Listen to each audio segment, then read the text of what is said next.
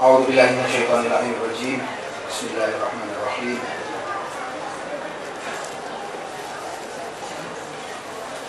الحمد لله رب العالمين والصلاة والسلام على أشرف الأنبياء والمرسلين حبيبنا وحبيب إله العالمين أبي القاسم محمد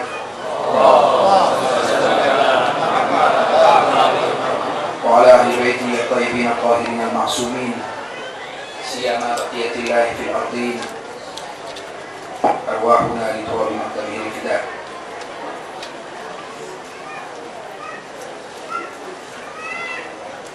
أعوذ بالله من الشيطان الرجيم. وإذا تتلى عليهم آياتنا بينات قال الذين كفروا للذين آمنوا أي الفريقين خير مقاما وأحسن نتيجة وكم أهلكنا قبلهم من قرن هم أحسن أثاثا ورئيا قل من كان في الضلالة فليمدد له الرحمن مدا حتى إذا رأوا ما يوعدون إما العذاب وإما الساعة فسيعلمون من هو شر مكانا وأضعف جندا ويزيد الله الذين اهتدوا هدى والباقيات الصالحات خير عند ربك ثوابا وخير مردا. صدق الله العلي العظيم. Amma ba'd. Hadirin dan hadirat yang saya muliakan, Assalamualaikum warahmatullahi wabarakatuh. Waalaikumsalam warahmatullahi wabarakatuh.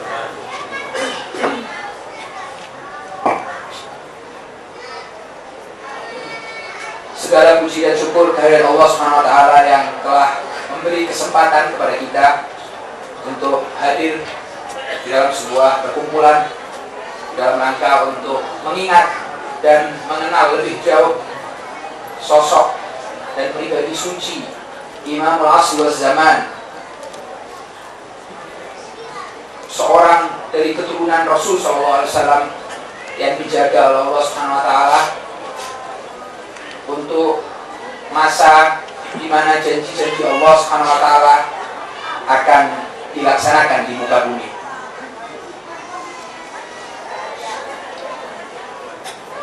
Alhamdulillah,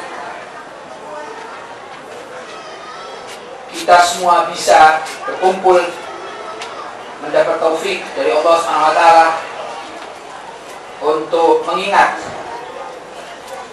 dan merenungkan pribadi suci Imam al-Asr wal Zaman ajallallahu taala farajahu syarif. Sebelum saya memulai, saya mohon maaf atas suara saya yang mungkin agak tersendat karena flu ya, dan semoga itu tidak menjadi halangan yang terlalu signifikan di dalam proses saling mengingatkan dan mau'izah al-hasanah yang akan bersama-sama kita lalui malam hari ini. Waktu saya bersama Anda di sini sangat terbatas, oleh karena itu izinkan saya untuk menjelaskan beberapa poin atau area pembahasan yang mungkin dilakukan, sebagian dari area pembahasan yang mungkin dilakukan terhadap pribadi suci Al-Imam Al-Mahdi ajallallahu ta'ala farajahu syarif. Tentu Bapak-bapak dan ibu-ibu sekalian menyadari bahwa salah satu masa yang paling sulit yang dihadapi oleh umat manusia adalah masa-masa sekarang ini. Mengapa demikian? Karena kita hidup di masa di mana waliullah Imamul Asr, manusia yang menjadi perantara antara makhluk dan khalik, berada di keghaliban. Kita tidak bisa mengakses imam atau yang berwilayah, yang berotoritas untuk menjelaskan agama dan menjadi contoh umat manusia. Jika kita mengingat kisah Bani Israel, kaum Nabi Musa ditinggal oleh beliau, janjinya untuk 30 hari tetapi kemudian menjadi 40 hari. Di 10 hari terakhir itu terjadilah pada mereka kesesatan dan mereka mengikuti pribadi yang terkenal dengan sebutan Samiri. Mereka menyembah anak lembu yang terbuat dari emas yang memiliki suara, karena mereka terlalu lama bagi mereka waktu 10 hari itu untuk berjauhan dari sumber harapan dan utusan Allah SWT Nabi Musa pada saat itu. Sementara kita di sini jika dipertanyakan kepada pribadi kita oleh pihak manapun tentang waktu, bila imam ke-12 yang akan memenuhi dunia dengan keadilan itu akan datang, maka tidak satupun dari kita, saya berani bersumpah, dapat menjelaskan waktunya.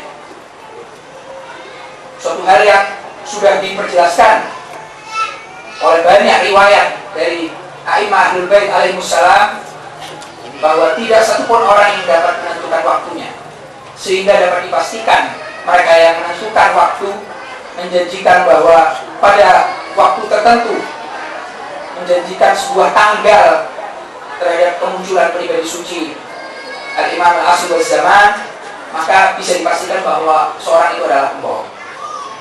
Lalu bagaimana kita mempersiapkan diri kita dengan keimanan, dengan amal soleh untuk melalui masa-masa sulit ini? Akankah kita menjadi manusia-manusia yang menyesat, menjadi keras hati kita di masa-masa ghaibah ini, ataukah kita termasuk dari golongan-golongan sedikit manusia yang menjaga keimanan kita, bersabar terhadap akidah dan ajaran agama, sehingga kita bisa, menurut sebagian riwayat di Al-Kafi dari pribadi suci Imam As-Shadiq, mereka-mereka yang bisa melalui masa sulit ini dengan tetap menjaga keimanan, tidak menyimpang, tidak menyeleweng, dan tidak menafikan, tidak mendustakan janji Allah yang satu ini, maka mereka akan dibangkitkan nanti di akhirat bersama kami, para imam suci Ahlul Bait. Begitu berat dan begitu besar tugas dan ujian yang kita hadapi bersama-sama pada masa-masa ini. Sebagaimana jelas, balasannya pun akan menjadi sangat-sangat istimewa dan khusus. Kita akan bersama orang-orang yang disucikan oleh Allah Subhanahu wa Ta'ala di akhirat nanti jika kita berhasil melalui masa-masa sulit ini.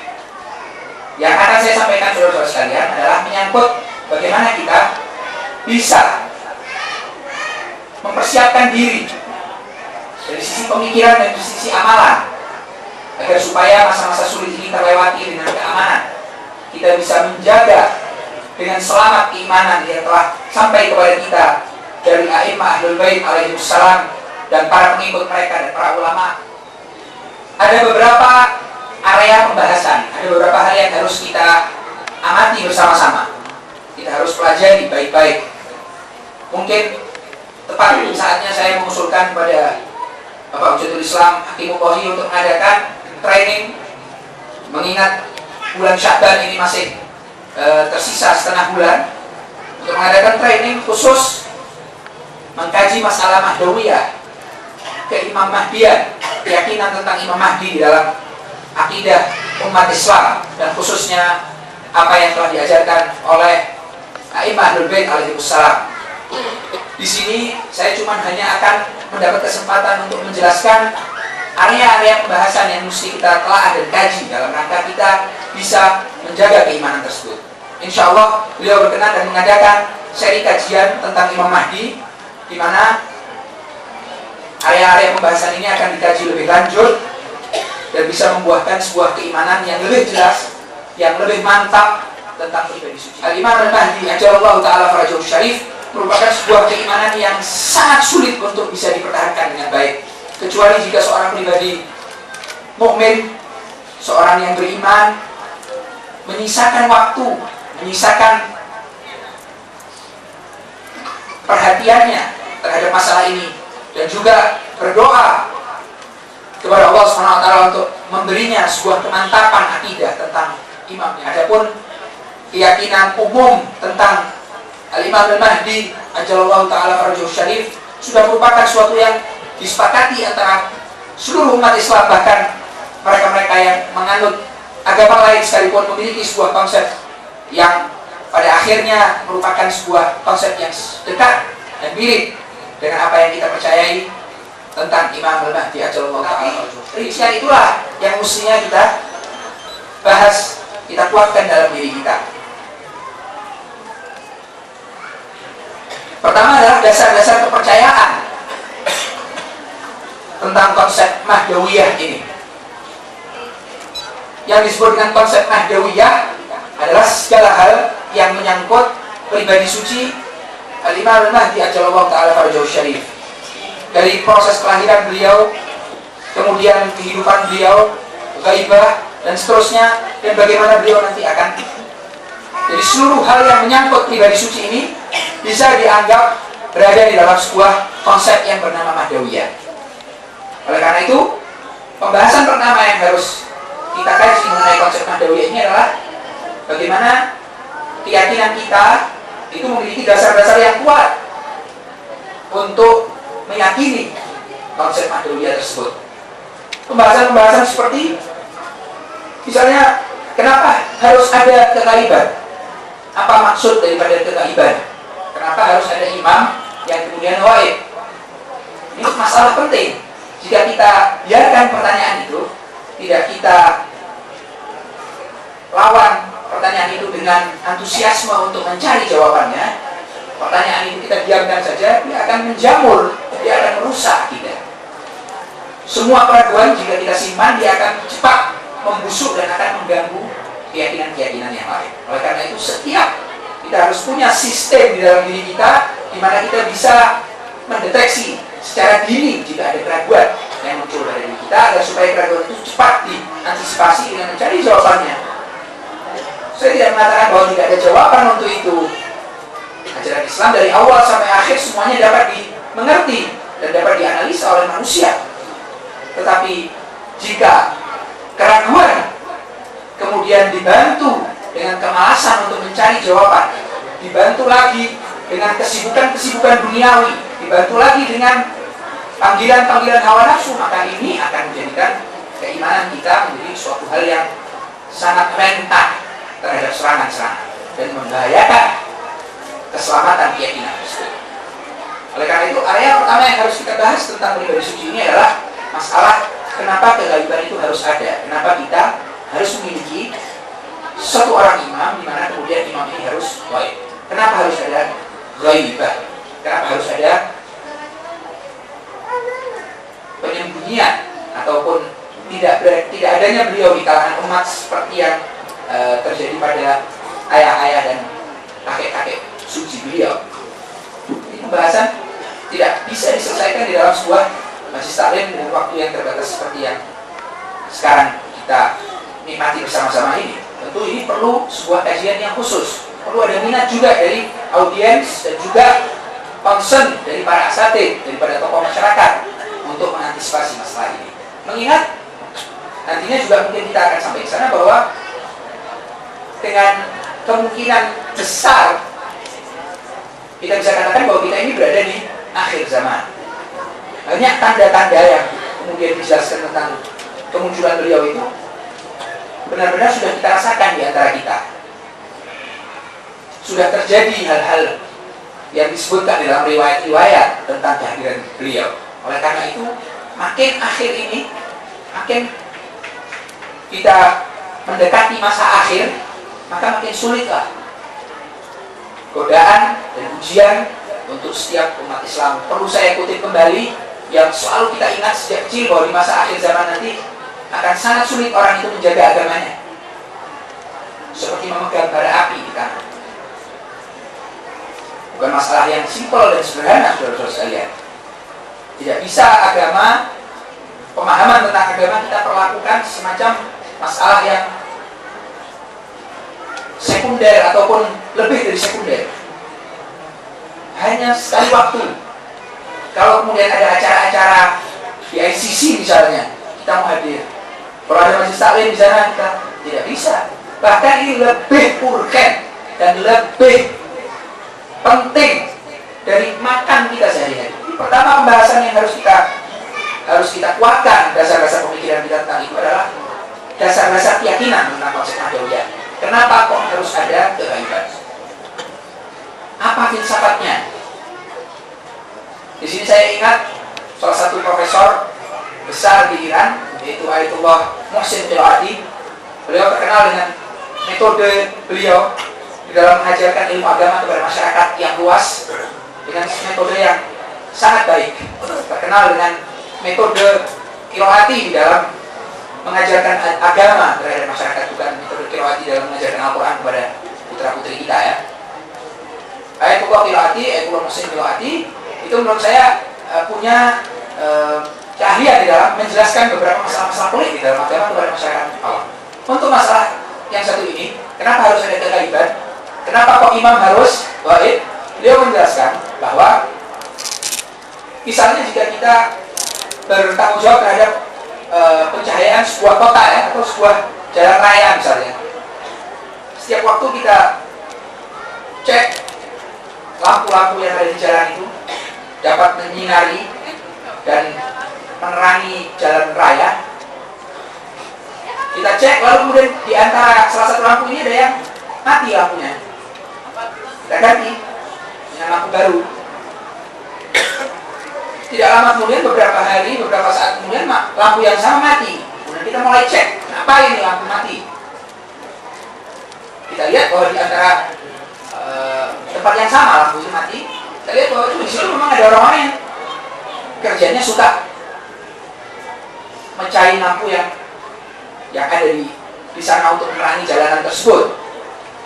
Ganti lagi dan diberi penjelasan sedikit bahwa jangan kau hancurkan lampu ini, jangan kalian rusak, supaya ini bisa dimanfaatkan oleh kalian sendiri. Ini adalah sebuah kebaikan, terang, Anda tidak bisa terjaga dari bahaya jatuh, menatap sesuatu, menabrak sesuatu. Pokoknya terang lah, Anda akan banyak dapat manfaat. Dan bisa diberi penjelasan. Besoknya ternyata lampu yang sama juga dimatikan dan dirusak. Maka untuk kali berikutnya diganti lagi lampu dan kemudian diberi lagi penjelasan. Tetapi kalau sampai 11 kali lampu itu diganti, maka kita juga akan memikirkan ulang bahwa mungkin mereka memang belum saatnya untuk menerima cahaya. Tunggu saat di mana mereka bisa sedemikian dewasa sampai mereka tahu harganya cahaya itu apa. Dan pada saat itu mereka tidak lagi menghancurkan lampu itu, bahkan mereka yang menjaga agar supaya lampu itu tidak sampai rusak. Mereka yang menjaga, karena ini manfaat buat mereka. Ghaibah itu tidak lebih adalah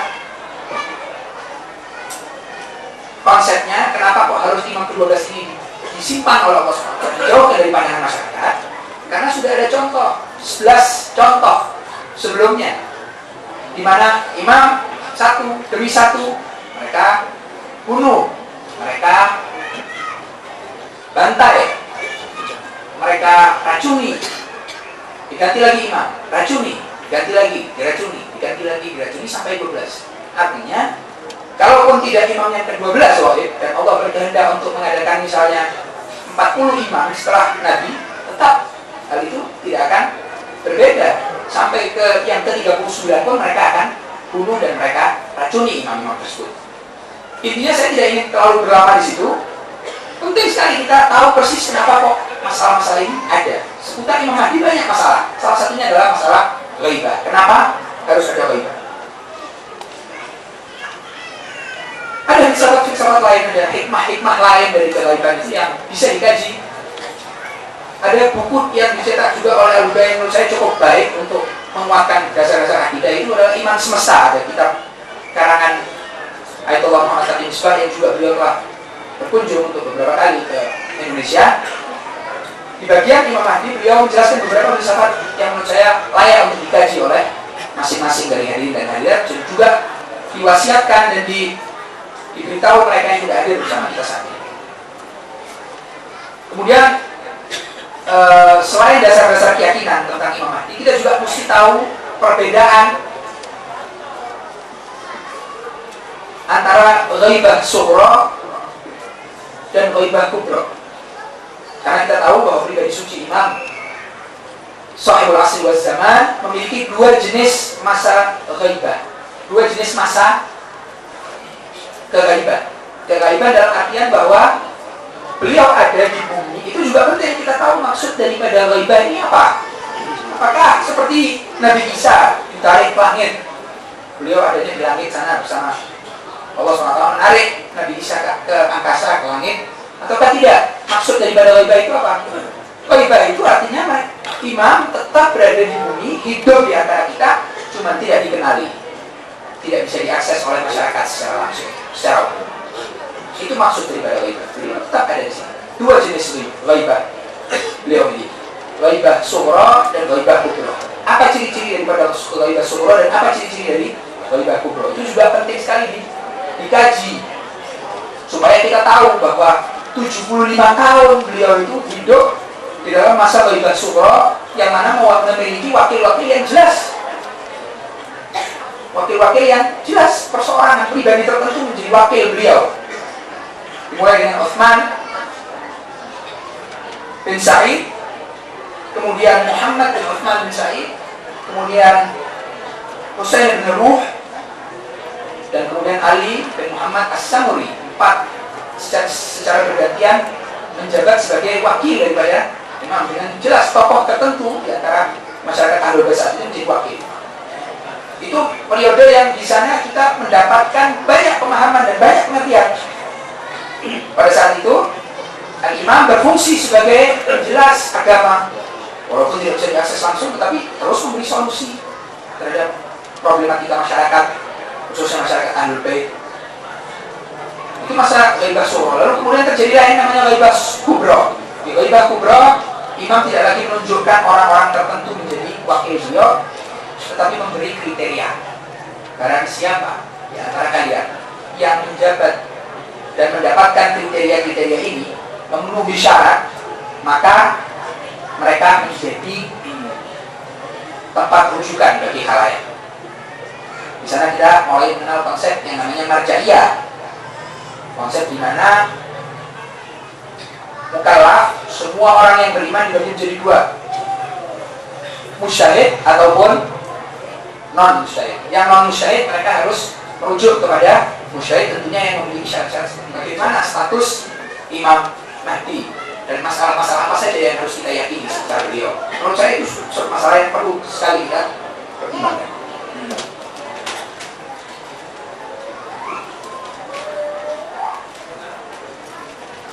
Kemudian masalah ketiga adalah masalah kapan beliau akan kembali, masalah zuhur, ya.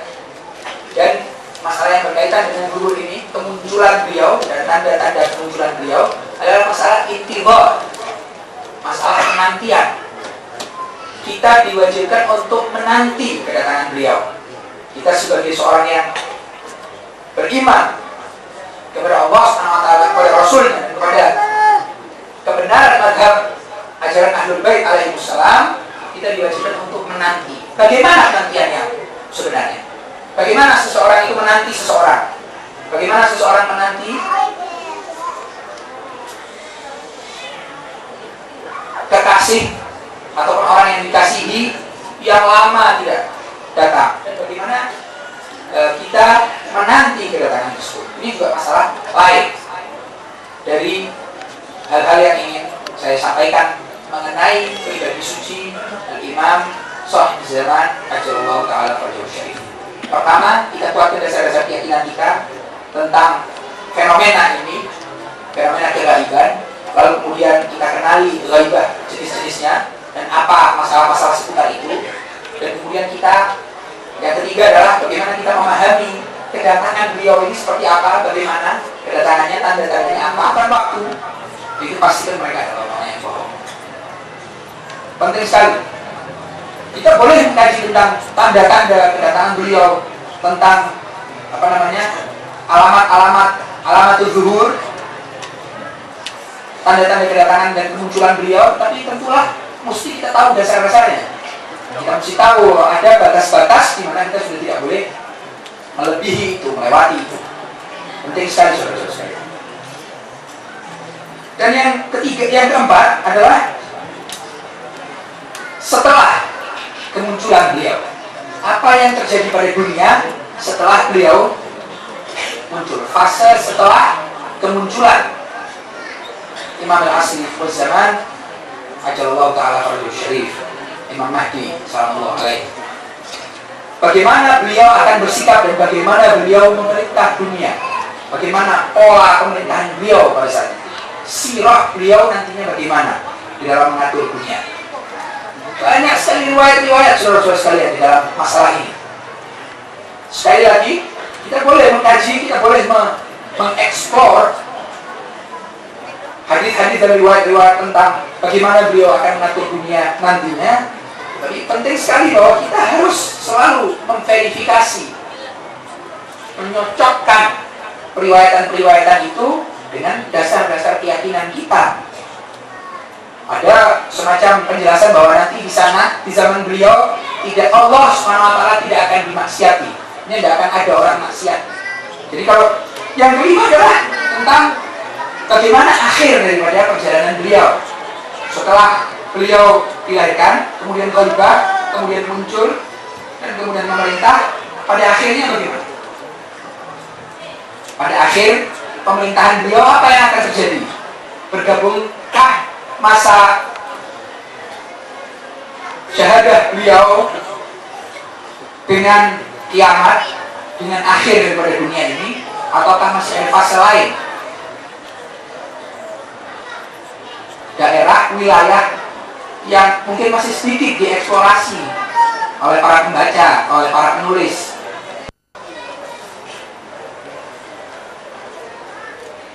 Satu poin lain lagi yang ingin saya sampaikan, kemudian itu mungkin akhir daripada pembicaraan saya dengan antum di sini, bahwa mengeksplorasi boleh, kita mengkaji boleh, kita membuka Al-Kafi misalnya, atau Biharul Anwar, atau buku-buku yang bersangkutan dengan itu. Karena salah satu dari topik yang paling banyak diliput di dalam hadis Ahlul Bait alaihissalam itu adalah tentang Al-Qaid, tentang dari keturunan Rasul SAW yang akan bangkit di akhir zaman. Di hadis itu banyak sekali menggunakan kata Al-Qaid untuk menjelaskan al-ihwal beliau. Banyak sekali, besar sekali itu area yang bisa kita cakup. Dijelaskan di dalam sebuah riwayat, saya pernah mendengar salah seorang ulama menjelaskan begitu detail sistem dan begitu detail riwayat itu menjelaskan bagaimana beliau memerintah dan kondisi alam pada saat itu bagaimana, kondisi dunia setelah kemunculan beliau itu bagaimana. Sangat penting sekali. Tetapi eksplorasi ini haruslah selalu dibarengi dengan sinkronisasi dan pencocokan pada dasar-dasar akidah. Jangan sampai berakhir kepada sesuatu seperti Jabriyah. Jangan sampai kita akhirnya secara praktis meyakini sesuatu seperti yang diyakini oleh mayoritas saudara-saudara kita dari Ahlus Sunnah, di mana mereka meyakini bahwa adanya semacam pembatasan dan fatalisme di dalam sikap Allah SWT terhadap manusia. Bahwa segala-galanya ini sudah dijelaskan. Sangat penting sekali kita selalu memverifikasi hal-hal yang kita baca dan kita yakini itu dengan dasar-dasar keyakinan. Agar supaya kita bisa tetap yakin bahwa kita ini berada di dalam jalur yang tidak menyeleweng, jalur yang diridhoi oleh Allah SWT dan Ahlul Bait. Dan juga harus didasari dengan riwayat-riwayat yang sahih. Kita mesti ngikut kepada orang-orang yang menurut kita memenuhi syarat dan mumpuni. Biarkan mereka yang mengeluarkan hadis-hadis itu dari sumber-sumber yang baku, dan mereka verifikasi bahwa jangan sampai hadis-hadis dan riwayat-riwayat yang digunakan itu adalah sisipan, riwayat-riwayat palsu. Itu masuk di dalam dasar akidah kita jelaskan itu kepada diri kita sendiri, keluarga, kepada orang-orang, dan itu akhirnya mengakibatkan sebuah kerancuan berpikir massal, saudara-saudara sekalian. Itu yang sangat saya khawatirkan. Saya ulangi sebagai kesimpulan dan ringkasan dari apa yang saya katakan, bahwa pertama tentang area pembahasan, apa saja yang bisa kita bahas, apa saja yang bisa kita kaji tentang pribadi suci. Pertama, dasar-dasar keyakinan. Kenapa harus ada khalifah? Bagaimana beliau bisa hidup sebegitu lama, misalnya. Terus yang kedua adalah jenis ghaibah. Kita punya dua macam ghaibah, ghaibah sughra, ghaibah kubra. Perlu kita kaji masalah-masalah seputar ini. Dan juga kapan kemunculan beliau, adakah waktu tertentu, bagaimana tanda-tandanya, dan apa benar ada seseorang yang mengetahui tentang waktu kedatangan beliau, dan bagaimana beliau muncul, kapan, di mana muncul, dan kemudian dasar-dasar subjudul yang bernama zuhur tadi ya, bahwa kedatangan beliau setelah ghaibah, kedatangannya bagaimana, dan kemudian bagaimana beliau memerintah, sirah beliau di dalam pemerintahan itu bagaimana beliau menerapkan keadilan seperti yang kita yakini di dalam ayat-ayat yang dibacakan oleh qari kita tadi. Itu ayat-ayat yang penting, itu menjadi dasar-dasar keyakinan mahdawiyah kita di dalam Al-Quran. Dan yang kelima adalah bagaimana akhir daripada perjalanan hidup beliau. Kita meyakini bahwa beliau juga seperti kakek-kakek suci beliau akan juga berakhir dengan kematian syahadat. Beliau juga akan syahid. Karena manina ila maqtul masmum, ada riwayat begitu. Bahwa tidak satu pun di antara kami kecuali terbunuh atau diracun. Beliau juga begitu. Lalu bagaimana akhir hayat beliau ini? Apakah juga merupakan akhir daripada dunia? Karena kita yakin bahwa dunia, bumi tidak akan pernah bisa utuh tanpa kehadiran seorang waliullah. Nah, bagaimana kasusnya masalah ini? Saya pikir itu saja. Saya menjelaskan hanya area-area pembahasan saja yang saya sekaligus menghimbau ini saya sendiri, saudara-saudara sekalian, untuk selalu memikirkan hal-hal yang paling prinsip di dalam beragama ini. Di dalam mencari ilmu agama, jangan cari yang parsial-parsial, cari yang paling penting. Karena waktu terbatas, tenaga Anda masih dibutuhkan oleh masyarakat, Anda masih punya karya, Anda harus banyak hal yang Anda lakukan, maka taatilah hukum akal Anda di dalam memilih masalah-masalah itu. Kita disuruh bijaksana. Antara bisnis-bisnis saja, misalnya kalau kita dihadapkan pada 5-6 bisnis, kita cari yang paling menguntungkan, resikonya paling sedikit. Itu juga mestinya sikap kita terhadap ilmu agama. Jangan cari masalah-masalah yang keuntungannya sedikit, memahaminya sulit, dan kemungkinan untuk salah paham dan jatuh besar. Kita masuk ke dalam, kita membaca teks-teks tentang al-halal, bagaimana berbicara. Apakah kita sudah sampai level sana? Artinya, untuk memahami hal-hal, seseorang itu perlu banyak modal ilmu pengetahuan sebelumnya. Jadi mungkin